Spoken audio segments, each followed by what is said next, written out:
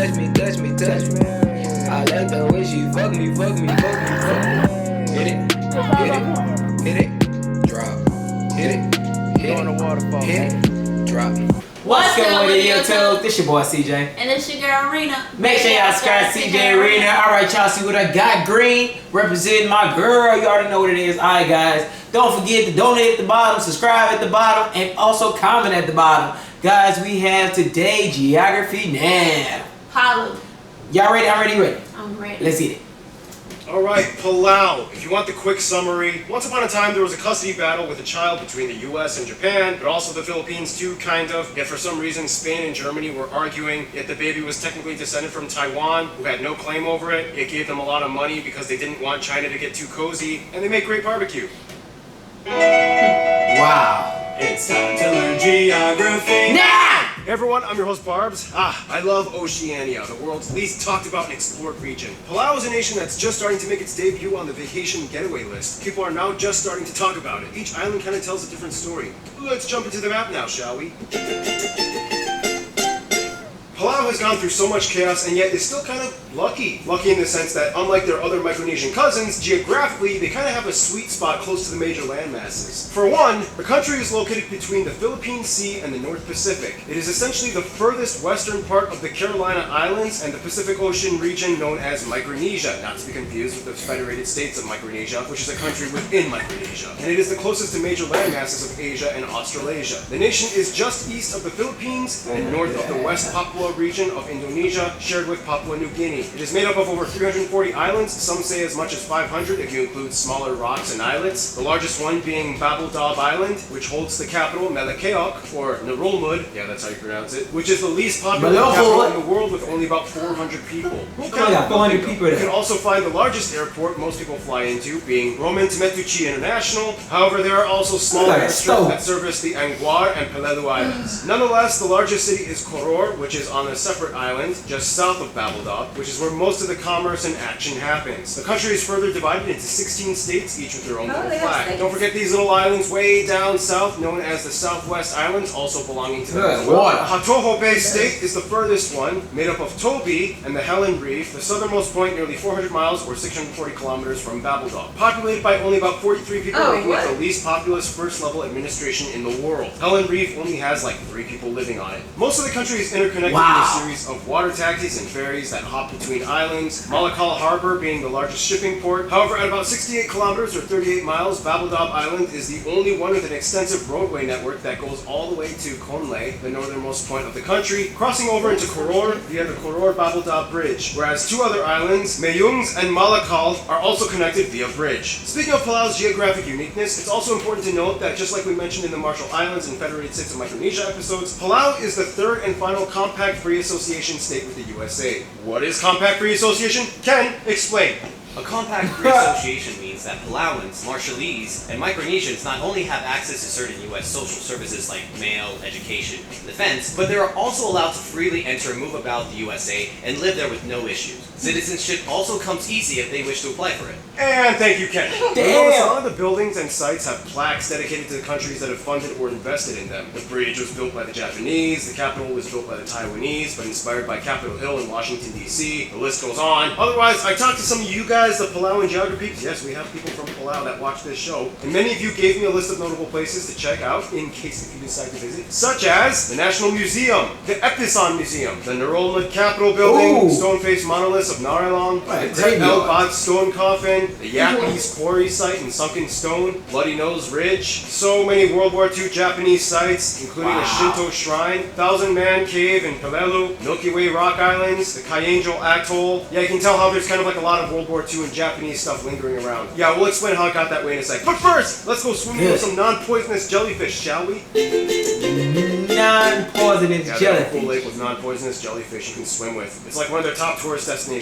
However, due to overcrowding, the government limits visits to avoid harming the fragile ecosystem. And that's the thing, Palau is a frontrunner in oceanic conservation efforts. About 60% of its marine area is protected territory. We're getting a little ahead of ourselves though. First off, Palau essentially sits right on the ring of fire at the Palau Trench, which is an offshoot crack near the Mariana Trench, not too far from Challenger Deep, the deepest oceanic depths discovered. This is basically how the country formed, as volcanic volcanic activity forged the islands we see today in a long, wispy, speckled archipelago following the large Babeldav Island, which is the second largest island in Micronesia after Guam. Most of the country is lush and green with tropical vegetation. Most volcanic activity is extinct today, and the tallest point, Mount Narellas, lies on Babeldav. In fact, Babeldav, of course, has all the other extreme physical points, like the largest lake, Lake Nardok, the largest freshwater lake in Micronesia. There are many small rivers and streams that cross the country, the largest one feeding into the Naramedu Bay, like these three, but the largest one, the Nurmeskong River. From there, the country smears into the ocean with small, mostly uninhabited, lush green islets and mangroves enclosed by a giant barrier reef that stretches 490 square miles or 1,260 square kilometers. This place is loaded with too many amazing natural sites like the Rock Islands, a UNESCO heritage site, a bunch of mushroom-shaped bulbous islands that pop up out of the ocean like bubble wrap, coral reefs and diving spots are everywhere, and even underwater caves, the most famous one being the Chandelier Cave at Narol. Otherwise, even though the islands only make up about 177 square miles or 460 square kilometers in area, the nation's exclusive economic zone extends even further to about 200,000 square miles or over 500,000 square kilometers of ocean, about the size of France. In 2009, the government signed over about 80% of which to become a marine reserve and the world's first shark sanctuary, a fully protected no-take zone in which things like mining and fishing cannot take place, although scuffles with their neighbors crossing into their waters have been documented and ocean pollution coming from said nations have also been an issue from time to time. Oh, and keep in mind, they are generally outside of the typhoon zone and don't usually get hit with them. The largest one was Typhoon Haiyan in 2013, but it only did like a little damage to some houses and there were no fatalities or major injuries reported. Alright, so that's just about it. It's time for my triple shot of espresso break, which means it's time for Noah. Hey!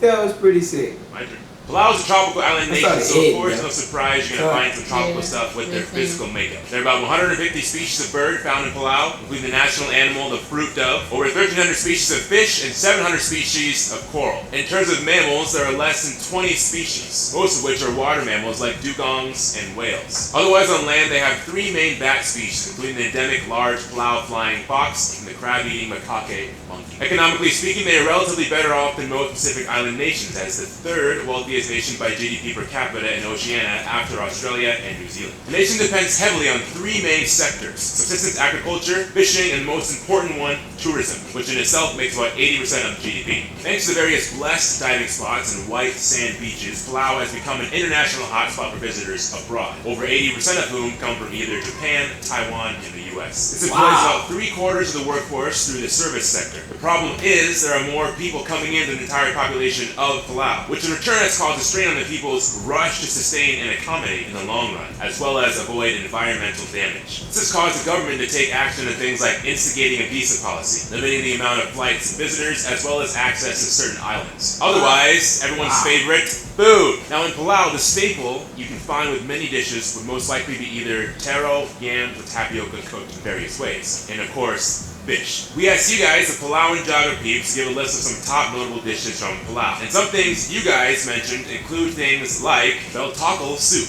tinola, ulkoy, Palauan style halo halo. That looks pretty good. Ugaya. And there are so many fruits like passion fruit, papaya, mango, soursop, and rambutans. And of course, many Western and Asian dishes that permeate the mainstream gastronomy. You can find sushi, burgers, and pizza everywhere as well. Regardless of all the outside influence, the Palauan people have stuck close to their roots and built a nation that is specifically theirs. Which brings us to... Now, Palau is strange. It's like a kind of American-y, Japanese-y hybrid Micronesian confusion fest with some Filipinos sprinkled in for good luck. It's interesting to see how over time they kind of grew into what they are now. First of all, the country only has about 22,000 people and is the fourth least populated nation in the world. The country is made up of primarily people that identify with ethnically Palauan, a Micronesian people group, at about 73%. About 17% are Filipinos, and the rest are other groups, mostly Asians and a few whites, mostly Americans. They use the US dollar as their currency, they use the types A and B plug outlets, and they drive on the right side of the road. Now, Palau's interesting because although the majority of people speak either Palauan or English, there are 5 official languages, including Sonsorol and Tobian, spoken by about 600 people on the 2 islands of Sonsorol and Tobi. And the last one, Japanese, believe it or not. No way. Yep, it's actually only official on the island of Anguar, making it the only place outside of Japan in which Japanese is an official language up to the state level. How did it get that way? Well, long story short, World War II. It was kind of like... Alright, you belong to us now. Start learning Japanese. Wait, what? Alright, Japan's out. start learning English.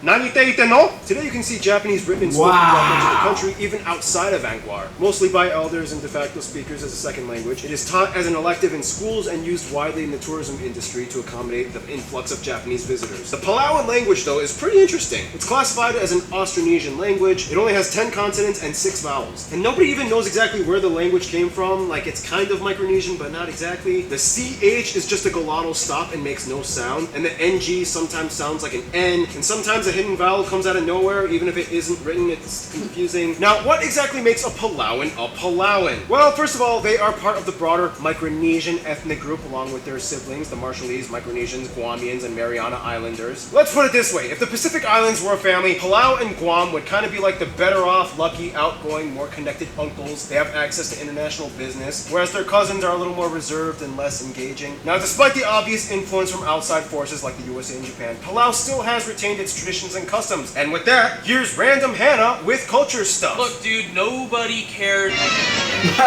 Wait, who are you? I'm Ian.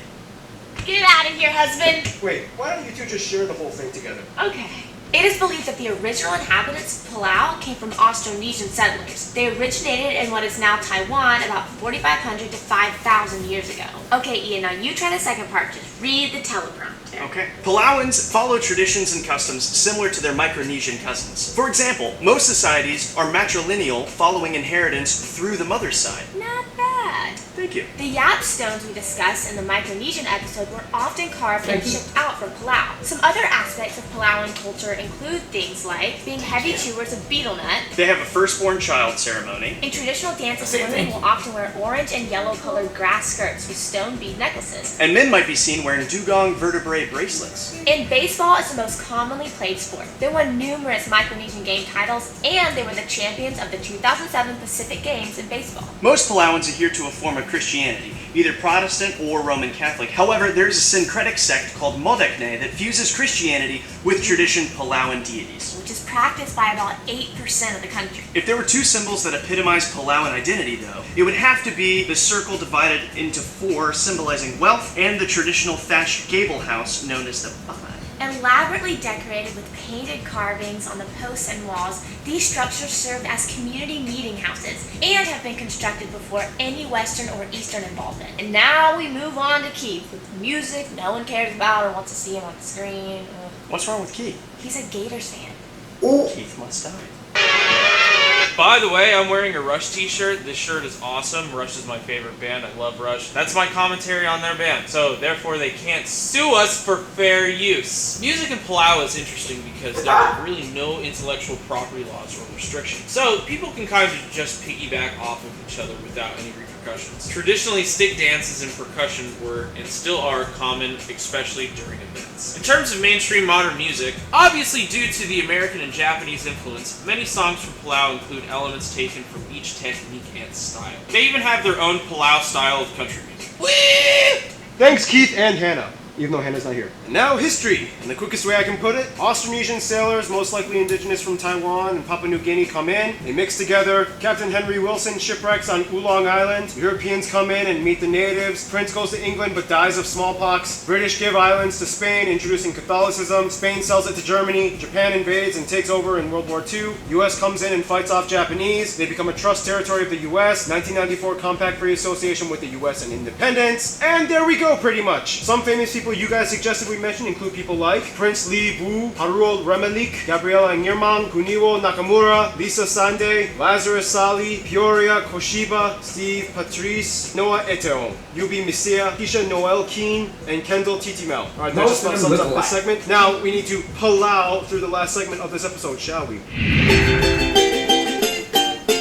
Now, Palau may be small, but they have an interesting way of reaching out to the world. A lot of people seem to want to come, but they're kind of like a little inhibited, and they kind of want to make sure that things don't get too crazy. Filipinos share the same former colonization status under Spain, and at one point was part of the Philippines for a short period of time under the First Philippine Republic before breaking away. Many Filipinos live in Palau, and the Palauan accent even kind of sounds similar to Filipino English. The closest family members are, of course, their fellow Micronesians, the Federated States of Micronesia, the Marshall Islands, Guam, and the Mariana Islands. These guys culturally share the most in common, and they love each other. Every so often, they also visit each other as well. Taiwan, on the other hand, is one of the few countries that they recognize as opposed to the People's Republic of China. They give lots of medical and education assistance to Palau that allows Palauans to study in Taiwan. They also have a patient referral program that allows patients to receive treatment in Taiwan. Taiwan also kind of acts as like a shield that fends off the waves of Chinese investors and overwhelming tourists that flock in. For their best friends though, most might say either Japan or the USA. It's kind of like a weird joint custody battle that both have between the country. Yes, lots of drama happened in World War II, but they quickly moved on. The US is kind of like the stepfather that took them in and gave them lots of resources and opportunities, and also gave them a lot of potential to manage themselves as a small country. Japan is and will always be, though, close to their hearts. They are the second largest donor after the US. The emperor and his wife visited in 2015. They love Japanese food and culture. The two nations share the same time zone, and overall, even after colonial times, they've had close ties. In conclusion, Palau is kind of like the interesting offshoot Micronesian that kind of speaks a little bit of Japanese, and they're trying to fend off the massive waves of tourists to maintain their natural beauty. Wow, Palau. Stay tuned, Panama is coming up next. Okay. That was a lot of information to take in. Yeah, it was pretty nice. I mean, at least we know more about it. I mean, it seems kind of small because they don't have that many people there. And since, like, the government, they got signs and stuff making people have not that many flights and not that many islands you can visit. That's kind of weird because it got too many people from the other places coming here. And because they don't want them to hurt the jellyfish. And they're not from there, you know. And then their languages is what? Japanese, English, their own language, and then these two other languages. Yeah, but they just want their own language, seem like it. So it's kind of like they're trying to keep mostly other people away, kind of, so they can actually have more of them come, you know, together as their own. Alright. So guys, y'all make sure y'all check this video out in the description below, comment below, and also donate to us below, guys. Y'all see the baby kicking because she constantly messing with her belly. So I had to mess, you know, I had to, you know, green. Gotta show her the green. I know that's up. Make sure you guys subscribe to CJ and RINA. Like always, guys, peace. Bye. I like the way she touch me, touch me, touch me, touch me. I like the way she fuck me, fuck me, fuck me, fuck me. Hit it, hit it.